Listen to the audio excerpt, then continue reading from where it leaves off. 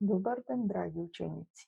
Добре дојдовте во нашата и ваша училница по предметот Работа со компјутери и основи на програмирање за 4-то оделение. Јас сум Александра Илиевска-Митучевска, оделенски наставник во Општинското основно училиште 11 октомври во Скопје. Денес ќе учиме за работа со икони и прозорци. Сега ќе ве замолам да го запрете видеото и да го земете потребниот материјал за работа, тоа е тетрадка со квадратчиња и прибор за пишување. Доколку го земавте потребниот материјал за работа, може да продолжиме понатаму.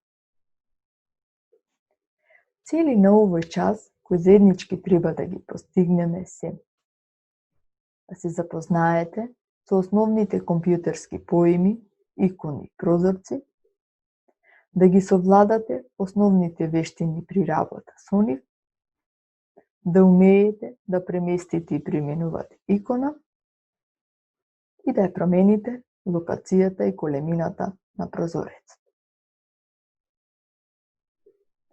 Работната површина или десктоп е најголем дел од екранот на кој се одвиваат сите активности. На неа се наоѓаат голем број на икони. Тоа се мали слики со кои се представени програми, датотеки или папки. Иконите може да се преместуваат, да се избираат и да се активираат. Најчесто употребувани икони кои се наоѓаат на секоја работна површина се My Computer, My Document и Recycle Bin. Под секоја икона се наоѓа нејзиното име. Други елементи на работната површина, освен иконите, се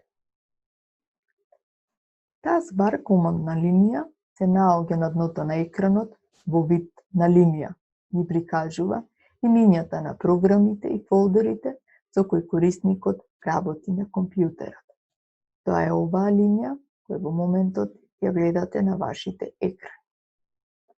Командната линија се состои од три функционални дела. Во левиот агол се наоѓа копчето Старт и со притискање на копчето Старт се активираат програми и се задаваат системските команди. Веднаш до копчето Старт се наоѓаат икони за брзо стартување на одредени најчесто потребувани програми. Десната страна се наоѓа статусно поле преку кој се следи состојбата на активните програми кои се наоѓаат во позадина на оперативниот систем. Тоа се звучник, модем, часовник. Денес, драги ученици, ќе научиме како и на кој начин најлесно ќе отвориме објект представен со икона. За да ја отвориме било која икона од нашиот десктоп, треба да ја изведиме следната постапка.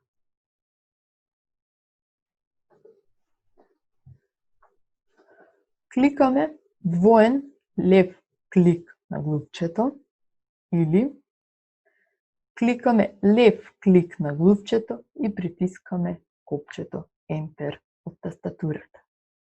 Истиот ефект го постигнеме доколку ја изведеме следната постапка. Со стрелката доаѓаме до иконата која сакаме да ја отвориме, кликаме десен клик и ја одбираме опцијата Open. Денес, драги ученици, ќе научиме и како да ја променуваме положбата на иконите. Како иконите од левата страна да ги преместиме на десната страна од десктоп. Тоа ќе го направиме на следниот начин. Со стрелката доаѓаме до иконата која сакаме да ја промениме, кликаме лев клик од глувчето и движиме се до моментот каде што сакаме да ја стационираме. Доколку сакаме да извршиме промена во името на иконата, кликаме десен клик на глувчето и ја одбираме опцијата Rename. Под иконата го впишуваме новото име.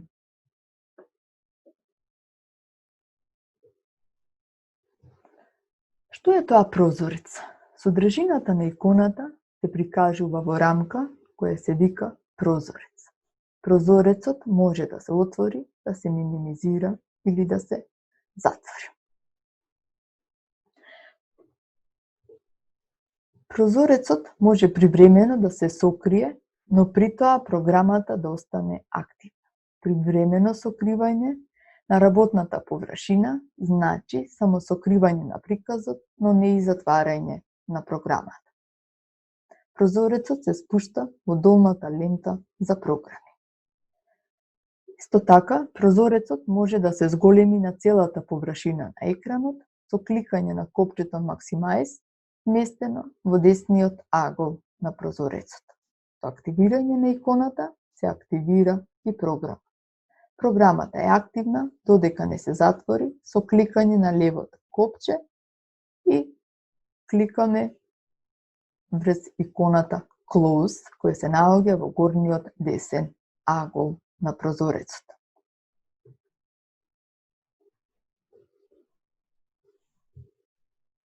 Елементи на прозорец се. Во горниот десен агол се наоѓаат иконите за минимизирање, за зголемување и за затварање на прозорецот.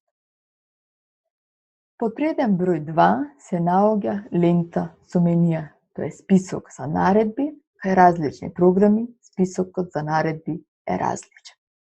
Веднаш под лентата за менија се наоѓа лентата со алатки. Од десната страна се наоѓа под реден број 4 се наоѓа лентата за скролирање.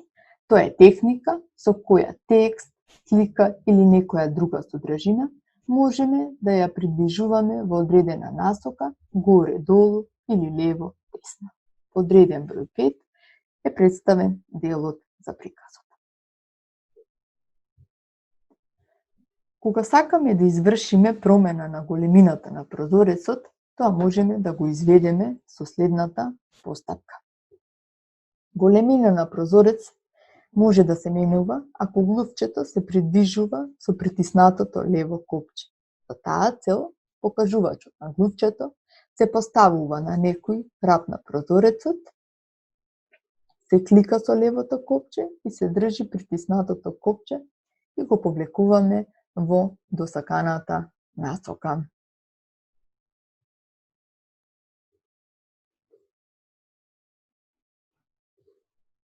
Драги ученици, ваша домашна задача за следниот час ќе биде: доколку сте во можност, практично да го повторите денешниот час и во вашите тетрадки да ги нацртате следните икони. Под секоја икона напиши го соодветниот одговор, што ќе се отвори со активирање на соодветната икона. Се надевам, драги ученици, дека ви се допадна денешниот час. До следното видување, довидување.